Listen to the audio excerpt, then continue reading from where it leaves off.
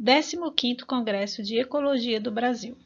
Eu, Idelina Gomes, irei apresentar o nosso trabalho intitulado como Homogeneização biótica e funcional após a implantação de uma hidrelétrica no Rio Tocantins. Os demais autores deste trabalho são Lucas Colares, Leandra Palheta e Bárbara Duque. A construção de barragens é uma das principais ameaças à biodiversidade aquática. Há muito tempo vem sendo construídas no mundo inteiro, com diferentes finalidades, mas a principal delas é a geração de energia elétrica. Quando o fluxo de um rio é barrado, a hidrodinâmica natural é modificada, com a transformação de um ambiente lótico em lêntico.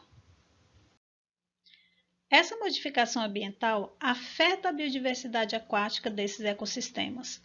Perde-se a heterogeneidade ambiental, homogeneiza hábitats, a biota e as funcionalidades, selecionando assim apenas espécies tolerantes a sobreviver nas novas condições estabelecidas após a barragem, como, por exemplo, dominância de poucas espécies parecidas entre si. Um dos grandes desafios de estudos ecológicos é investigar como a biodiversidade aquática responde à construção de barragens.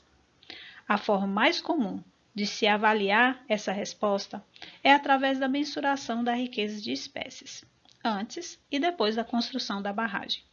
Entretanto, ao se avaliar apenas a riqueza de espécies, esses estudos falham em desvendar como a comunidade está organizada, espacialmente e temporalmente, além de não considerar a identidade das espécies. Diante disso, a avaliação da diversidade beta da comunidade, como, por exemplo, a composição de espécies que muda no tempo ou de um lugar para outro. Essa diversidade beta, associada a traços funcionais das espécies, como, por exemplo, as características morfofisiológicas e comportamentais das espécies, se mostra como alternativa às medidas usuais de diversidade, uma vez que possibilita avaliar como a comunidade e o funcionamento dos ecossistemas estão estruturados espacial e temporalmente. Diante do exposto, o objetivo desse estudo foi avaliar como a diversidade beta taxonômica e funcional das comunidades zooplânctônicas e sua dinâmica sazonal mudaram após a implantação da barragem. Nossa hipótese é de que a diversidade beta taxonômica e funcional eram maiores antes da construção da barragem, apresentando uma forte sazonalidade. Naturalmente, o Rio Tocantins é caracterizado como um ambiente heterogêneo.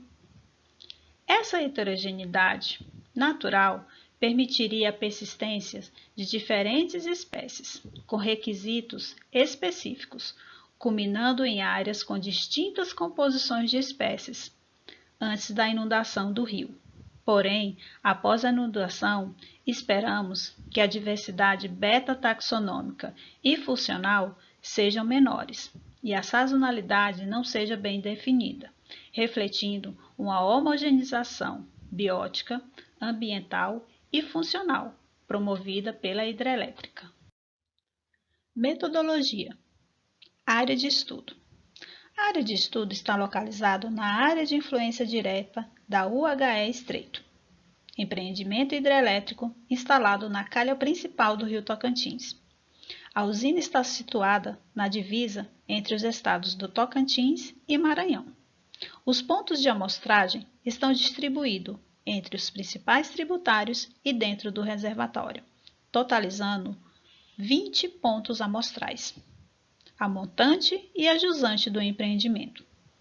As coletas foram realizadas entre dezembro de 2009 e maio de 2013, observando os períodos sazonais de seca e chuva.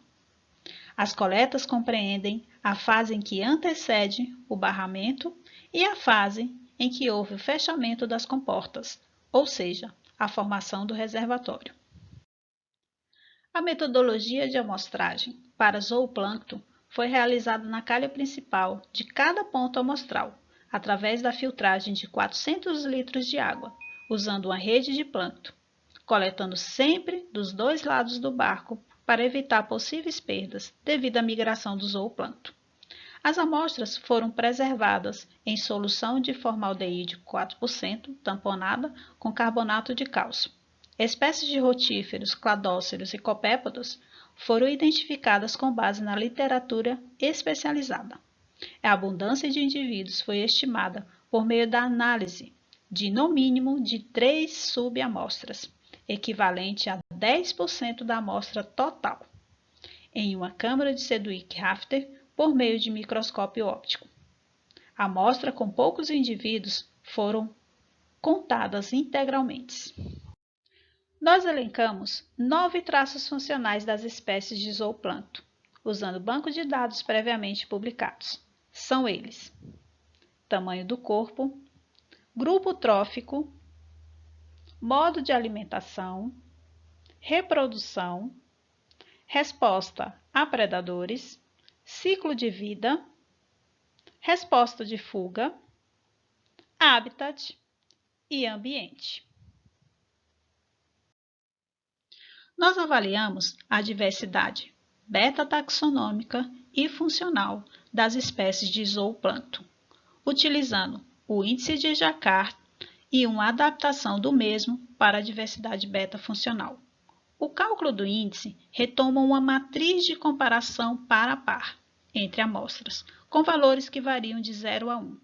Quanto mais próximo de 1, mais diferentes as amostras são em relação à sua composição de espécies e aos traços funcionais.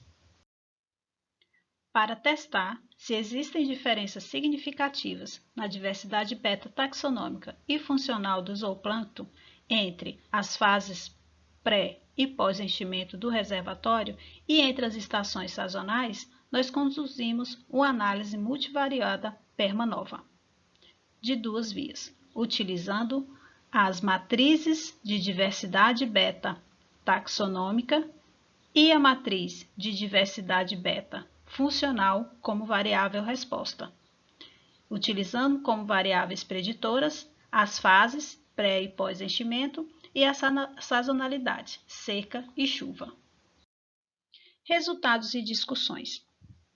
A interação entre as fases do reservatório e a sazonalidade foi o que determinou as diferenças da diversidade beta-taxonômica entre as amostras. Isso indica que existem diferenças na diversidade beta-taxonômica entre as fases de pré-enchimento e pós-enchimento. Em geral, os maiores valores de diversidade beta-taxonômica foram encontrados no período de preenchimento, corroborando nossas hipóteses. Além disso, o período de preenchimento apresentou uma forte sazonalidade, com maiores valores de diversidade beta-taxonômica na seca, enquanto o período de pós-enchimento não apresentou uma variação sazonal relevante. Em relação à diversidade beta-funcional, apenas o período de enchimento influenciou nas diferenças de diversidade beta entre as amostras.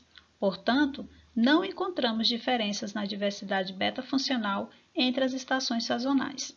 Dessa forma, o período de preenchimento apresentou maiores valores de diversidade beta-funcional em relação ao período de pós-enchimento.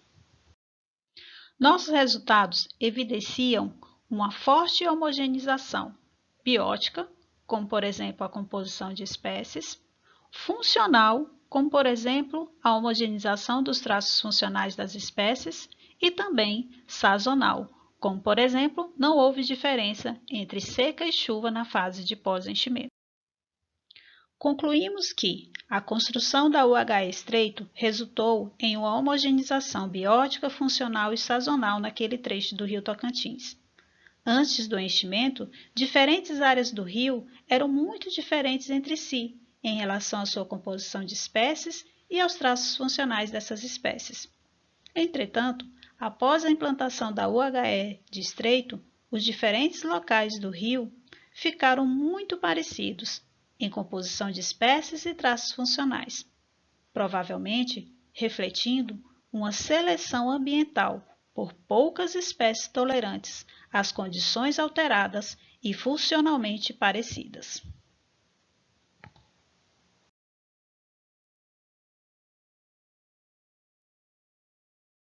Obrigado a todos.